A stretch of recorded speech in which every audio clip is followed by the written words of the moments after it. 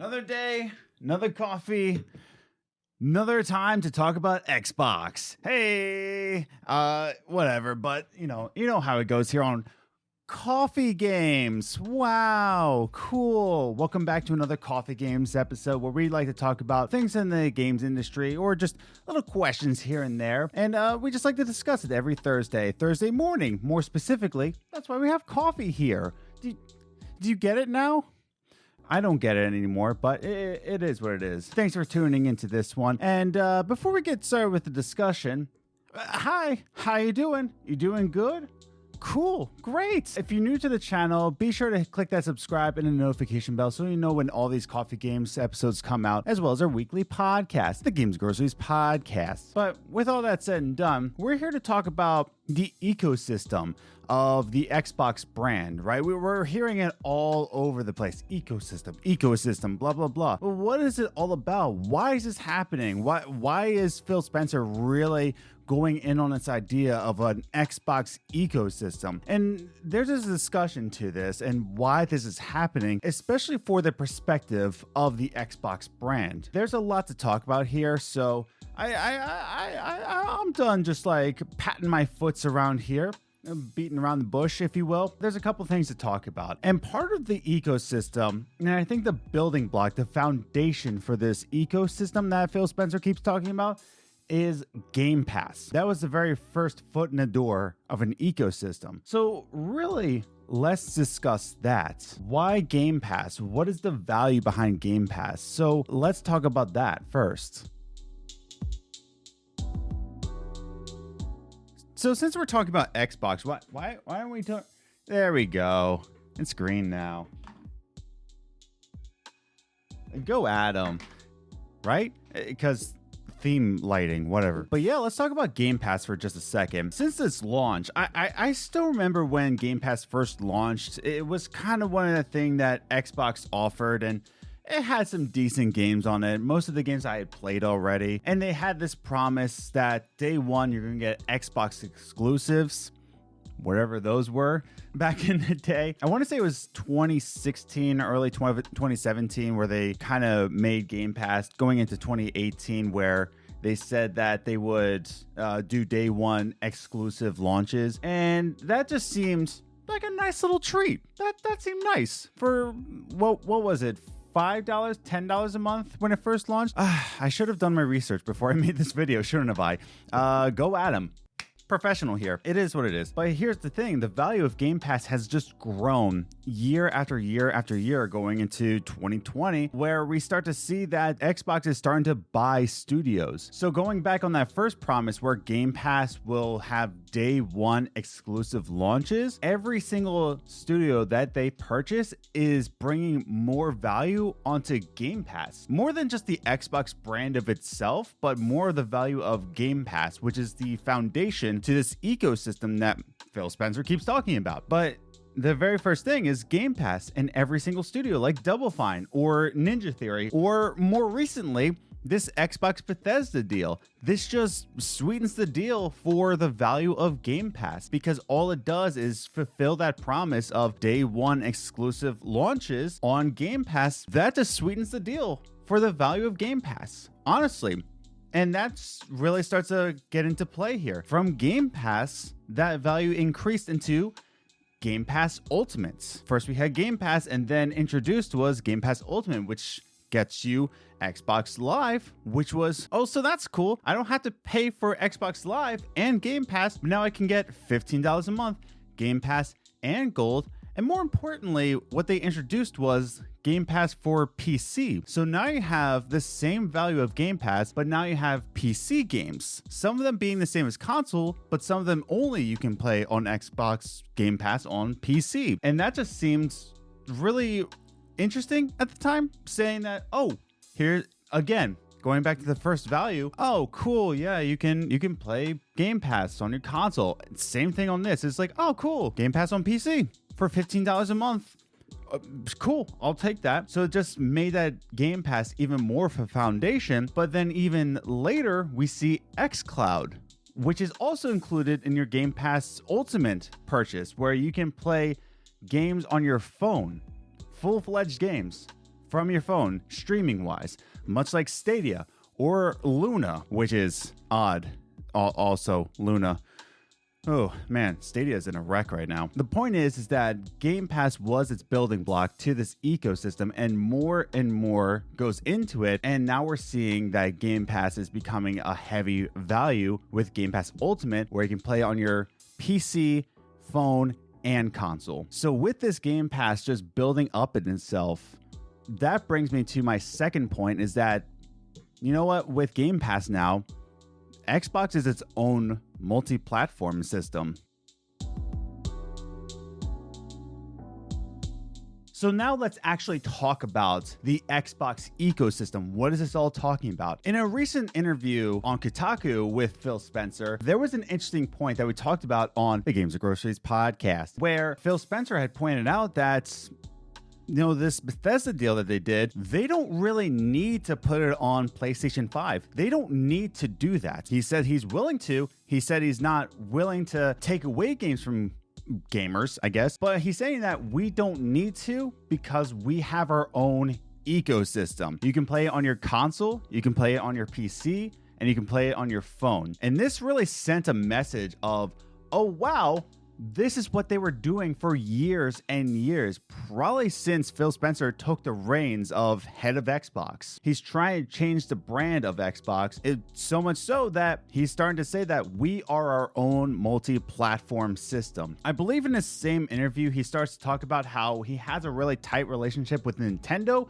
and he's willing to still work with them, but he's more focused on building the Xbox brand. Nintendo is not sustainable. He's not willing to take that relationship with Nintendo in a sustainable, lifelong friendship, willing to, you know, keep that friendship, but he's more looking to build this Xbox ecosystem, which is their own multi-platform system. Like I said, and I'll keep saying this, console, PC, phones, he's got them all. And we start to see from the bigger picture here of the small little details that we've gotten before. Like I said before, it started with Game Pass, but then he started to purchase more and more studios. Now it's becoming a heavy hitter with Obsidian, right? We talked about the Bethesda deal. We keep talking about how they keep purchasing these studios, and we start to see that, oh, this is the ecosystem he's always been talking about. And this might actually go further and further in years to come, because as he said in the Kotaku interview, they don't need to worry about their competition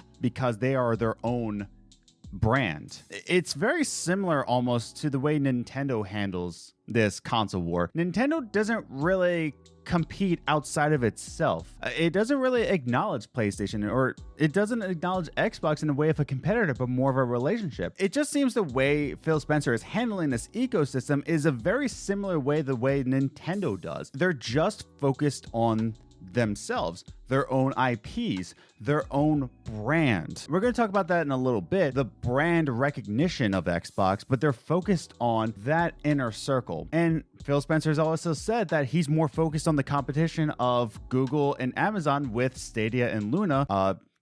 Sorry to say, but Stadia is not going to be much of a competitor pretty soon.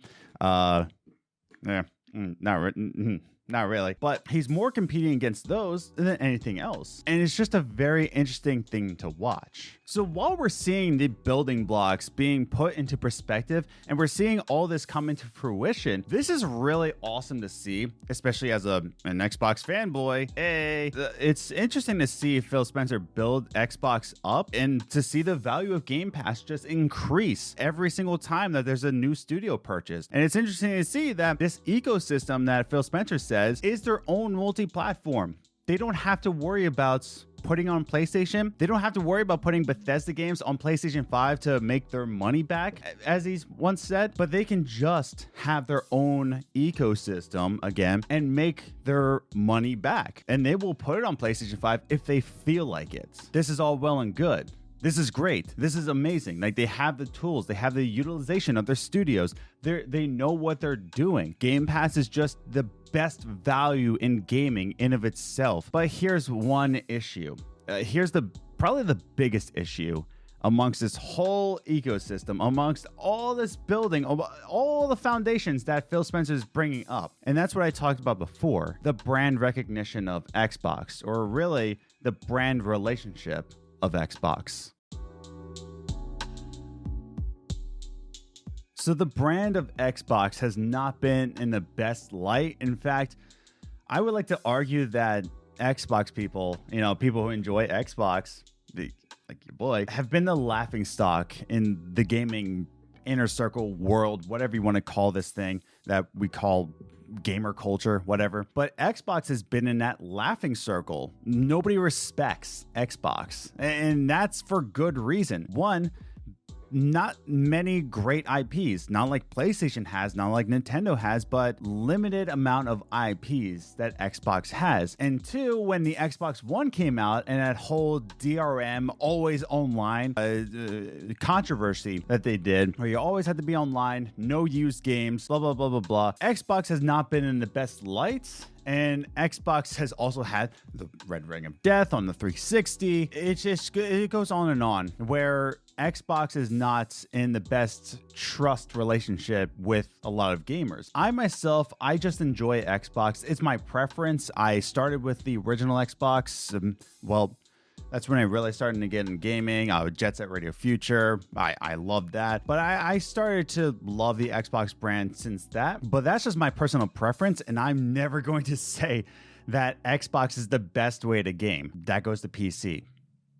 Straight up, not even an argument. Here's the thing though, Phil Spencer knows that they have to be in the long run to actually put Xbox in a good light amongst gamers, because gamers have had the PlayStation brands in their minds with the competition of Xbox PlayStation since the PlayStation 2, since the PlayStation 1 even. The PlayStation has already had their foot in the door of video games since before Xbox was even a thing. So there's always that trust in PlayStation, and PlayStation has been, and I will say this, I'll admit it, that PlayStation has been very solid for years, right? For many generations in gaming. Whereas Xbox is kind of just trickling along. They have their good IPs, Halo, Gears of War, Crackdown, not Crackdown 3, let's not talk about that. Whereas PlayStation has put out really good IPs for, generations and generations. But here's the thing, Xbox, mostly Phil Spencer, is trying to build up to that level of PlayStation, right? That's why he's buying all these studios, so that in 3 to 4 years, they're going to be shedding out